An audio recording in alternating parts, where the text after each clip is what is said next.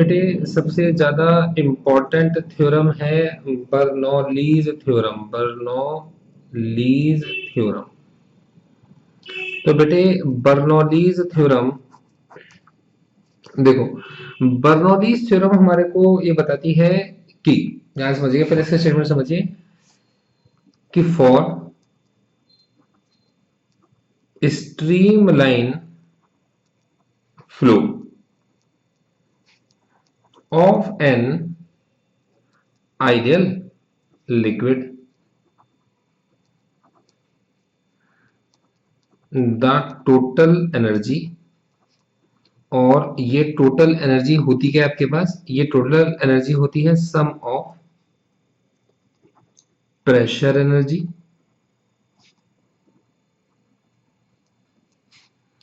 Potential energy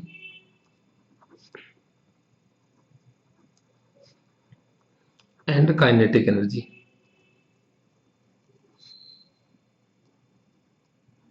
liquid में किसी से चले जाओ तो टोटल एनर्जी जो कि सम इन तीनों का आपके पास में रिमेन्स कांस्टेंट। बहुत सिंपल सी थ्योरम है।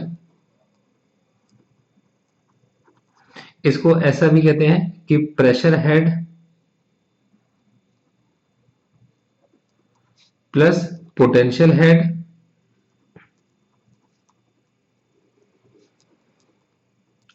प्लस काइनेटिक हेड, ये आपके पास कांस्टेंट होता है।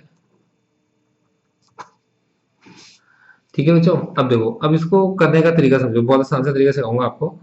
आपने एक ट्यूब ली जिसकी ना केवल एरिया चेंज हो रहा है बल्कि हाइट भी चेंज हो रही है।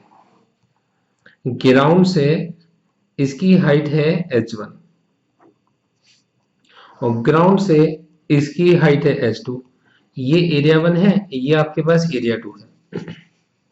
ठीक है बेटे, लिक्विड यहां से एंटर करता है और यहां से लिक्विड आपके पास बाहर निकलता है। अब आपको इतना पता है, from equation of continuity mass m1 is equal to mass m2 is equal to कितना होगा, जो भी मास एंटर करता है वही मास आपका बाहर निकलता है, m1 is equal to m2 is equal to m।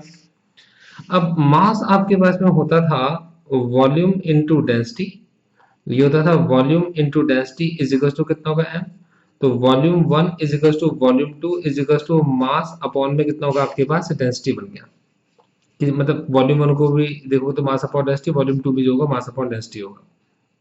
अब देखो, वॉल्यूम होता है आपके पास एरिया इनटू लेंथ, तो एरिया इनटू लेंथ, लेंथ होती थी आपके पास में वेलोसिटी इनटू टाइम, तो वेलोसिटी इनटू टाइम, टाइम को हमने क्या लिया 1 सेकंड लिया, तो हमने पर सेकंड की बात की है, तो ये कितना होगा आपके पास एरिया 2 वेलोसिटी 2 और ये टाइम कितना होगा 1 सेकंड होगा, इज इक्वल टू कितना होगा मास अपॉन में कितना होगा आपके पास डेंसिटी होगा।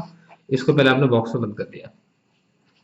ठीक है, अच्छा अब देखो सुनो, आपके पास ये हाइट h1 ज्यादा है या h2 ज्यादा है, तो आपको h2 ज्यादा है तो आपके पास में पोटेंशियल एनर्जी इसकी ज्यादा होगी, पोटेंशियल एनर्जी इसकी कम होगी। इसके अलावा ये यहाँ से लिक्विड एंटर करेगा तो यहाँ इसका एरिया ज्यादा है तो वेलोसिटी कम होगी, और यहाँ इसका एरिया कम है तो वेलोसिटी ज्यादा होगी, तो यहाँ काइनेटिक एनर्जी ज्यादा होगी और यहाँ काइनेटिक एनर्जी आपके पास में कम होगी। तो दो एनर्जी में चेंज होगा, पोटेंशियल एनर्जी भी चेंज होगी और काइनेटिक एनर्जी भी चेंज हो रही है। अब देखो, हमने क्या करा, इसकी फिगर को सामने रखते हुए, इसी फिगर को सामने रखते हुए अब हमें इसके बारे में लिखना शुरू करा। हमने लिखा सबसे पहले, वो शीट है हमारी है, सबसे पहले हमने लिखा आपके पास में change in potential energy. Change in potential energy कितना होगा आपके पास, mg हाइट h2 में से mg हाइट आपके पास h1 माइनस कर दीजिए। आपने कहा चेंज इन काइनेटिक एनर्जी, तो चेंज इन काइनेटिक एनर्जी होगी आपके पास हाफ मास आपके पास में कितना है m, वेलोसिटी v2 का स्क्वायर माइनस में कितना होगा हाफ m, वेलोसिटी कितना होगा v1 का स्क्वायर। ठीक है जी, अच्छा देखो, अब आपके पास जितना आपके पास देखो वर्क डन जो होगा आपके पास, ये होगा net work done in entering the liquid minus net work done when liquid is living. अब वर्क डन का फॉर्मूला क्या होता है, वर्क डन होता है आपके इसमें फोर्स इनटू डिस्प्लेसमेंट, और यहाँ भी कितना होगा आपके इसमें फोर्स इनटू कितना होगा आपके पास डिस्प्लेसमेंट। अब ये जो फोर्स है, ये फोर्स कितना होगा आपके पास pressure P1 into area A1, और डिस्प्लेसमेंट कितना होगा velocity V1 into time t। T कितना 1 सेकेंड है आपके पास। फोर्स F2 कितना होगा आपका, प्रेशर P2 और एरिया A2 और डिस्टेंस कितना होगा आपके पास, वेलोसिटी V2 इंटू टाइम कितना होगा आपके पास में T। तो देखो अब आपके पास P1 A1 V1 माइनस में कितना है P2 A2 V2। अब A1 V1 A2 V2 आपने थोड़ी देर पहले ड्रॉ किया था कि A1 V1 A2 V2 हमारे पास m अपॉन में रो है, आपने ये वैल्यू यहाँ पर पुट कर दी, ये होगा m अपॉन में रो वेलोसिटी v1 और ये आपके पास m अपॉन में रो वेलोसिटी कितना आपके से v2, ये कितना आपके से वर्क डन है।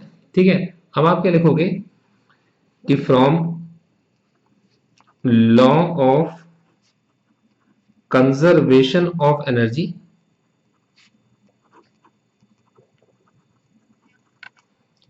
Change in energy